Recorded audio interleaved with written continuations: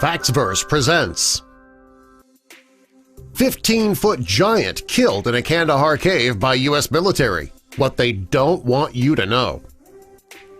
First, do us a giant favor. Click that like button, and also be sure to subscribe and click the notification bell so you don't miss our future videos. In June 2018, a story came from the United States military, and some say that it's a rumor, others say it's true. The initial incident: in 2002, a U.S. patrol had gone missing in a remote area of Afghanistan. This was the height of the war after the terror attack of 9/11. Many United States troops were deployed to the area to seek revenge against Osama bin Laden and those working with him. When the patrol went missing, the United States military sent out another patrol on a search and rescue mission. According to the soldiers who were deployed to the side of a far-off mountain, they saw something unbelievable. The soldiers said that while looking for the mission patrol, they found the opening to a cave. They also saw a pile of rocks which looked like it didn't belong there naturally. When they looked into the cave, they saw bones. And they weren't close enough to see what types of bones were in the cave, but they did see a piece of communication equipment used by the military at the time. They immediately expected an ambush, either by humans or animals. Fortunately, there was enough room in the cave, but it had a sheer drop-off, which meant there'd be no room for them to attack or retreat if they were ambushed. The team immediately got into a dispersal formation so that they would be prepared for anything. And soon they saw something come out of the cave that caught them off guard. The soldiers were trained to handle whatever came at them, but none of their training could have prepared them for this. They saw a man come out of the cave, and according to the soldiers, the man had to be at least 12 to 15 feet tall. They said it looked like a monster. It had a red beard and it had long hair past its shoulders. The hair was a bright scarlet red. One of the soldiers started shooting at the giant, and the more the soldier shot at the animal or whatever it was, the more this giant came at him. Soon, two more soldiers were firing at the creature. The giant was taking hits, but it still kept coming. They say they shot him multiple times, but it never slowed him down. In the end, the giant and one of the soldiers was killed. It wasn't long before a helicopter dropped the cargo netting, and the soldiers on the ground were told to bundle the giant up in the netting. A large helicopter came by and dropped a large hook so that they could take the netting and carry it off. After the mission, the soldier in charge was told to fill out his after-action report. In the report, he mentioned the description of the giant. He wrote the giant had 6 fingers on each hand, 6 toes on each foot. He described the size of the giant and the color of its hair. After the soldier completed the report, the top brass read it over and asked him to redact all parts about the giant. They didn't want the giant being mentioned anywhere in the report because it was supposed to be a top-secret classified incident. While none of the eyewitnesses spoke about the incident in the cave that day, a special ops soldier stationed in Afghanistan was able to corroborate some of the stories after hearing stories from some of the soldiers that were there. At first, he heard the team had killed a very tall man. The soldier didn't think much of that until he found out that the man was 3 times the size of a grown man. He was also told about the extra digit on the hands and feet of the giant. He also heard about the man's fiery red hair, which led him to believe that it was not your typical enemy in Afghanistan. When the soldier heard about what had happened in this cave, he was sure it had to be some kind of hoax. After hearing how it went down and hearing the same stories from various soldiers, he realized that it was not a hoax. He believed the story more when the soldiers went in for training before heading back out to the area where the beast was found.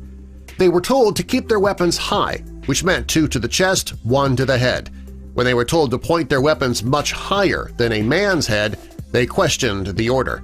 Why would you be told to put your gun higher than a man's head and then shoot?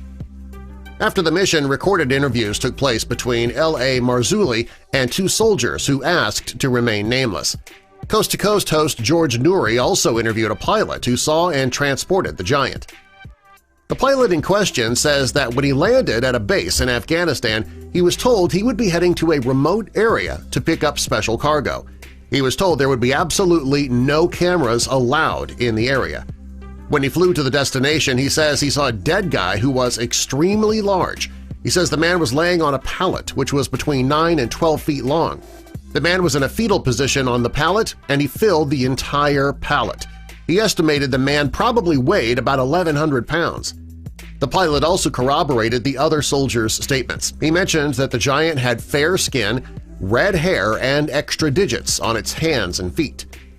While the testimonies of the three soldiers and the consistency between the two are impressive, there is more widespread testimony. The soldiers who could speak the language often heard stories from the Afghani stories about cannibalistic giants that lived in caves. They heard about people finding bones in front of caves that suggested that humans were eaten by something living in the cave after an ambush. They also talked about the sacrifices offered to the giant. Initially, the soldiers believed these stories to be legends, but after hearing what happened to the patrol team in that cave, they now know that these stories are not legends, they are real. The soldiers heard about legends that after the natives dealt with losing so many of their own, they decided to fight against the giants. Soon the giants were crippled and forced from their homes. It was at that time it was believed the giant that was found was the last one. One of the U.S. Army witnesses was asked why he thought the information about the giant and the story of what had happened in the cave is being kept quiet. He says he believes that if a story points to the Bible being accurate, they don't want it leaked.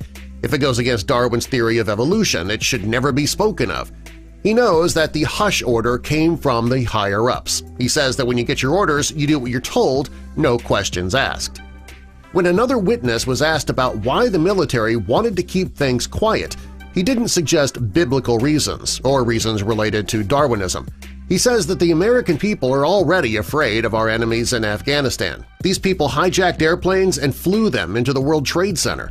He said that for no reason except for hate, these people killed thousands of innocent Americans. On September 11, 2001, Osama bin Laden and others destroyed the lives of many people. Some lost their lives, some lost loved ones, and some will live with the injuries and the memories of that horrific day for the rest of their lives. The last thing the military and the leaders of America want is to live in fear of another enemy from that part of the country. The soldiers say that we cannot explain what makes terrorists so awful, which makes us fear them more. There's no way the military or the government can make people understand that there are giants living in the caves of Kandahar. The American people have lived in fear for a long time, and the soldier says that if the public were to find out the truth about the giants, it would cause widespread panic. Snopes.com is a website that investigates stories to determine whether or not they are true or simply fabrication. They looked into the story of this giant, but they were not able to get to the truth. Snopes stated, "A Department of Defense spokesman told us they have no record of such an incident." They stated, "We do not have any record or information about a Special Forces member killed by a giant in Kandahar." Since the soldiers involved and soldiers who heard the rumors were told to avoid discussing the incident, and the soldier who wrote up the after-incident report was told to redact everything about the giant, it's really no wonder that the Department of Defense would be less than forthcoming about the giant. Even if they knew for a fact that there really was a giant in the cave that day, they wouldn't be allowed to speak about it. The Department of Defense passed down the order to keep things under wraps, so why would they tell a website the truth about what had happened? They wouldn't. There are some people, though, who believe the stories about the giants, and there are some who think it's all a story. Many people assume that there were no soldiers, no pilot, there certainly was no giant. Some people believe that George Noory hired people to pretend to be the soldiers when he released his video about the giant incident. There are others who are sure that the giants are real, the story is true. If the story is true, there's a good chance the military made sure to check for any other giants in the area. Leaving giants in the caves in Afghanistan would just open up more questions that the military doesn't want to answer. Because of this, going to the caves, searching for the giants would likely be a moot point. Any evidence of the giants living in the caves of Kandahar has likely been removed forever. While some are sure that giants exist, there are others who are not so sure about what the truth really is. And sadly, we may never know for sure. What do you think? Are giants real? What about this story? You believe it or not? Tell us in the comments below and subscribe for more.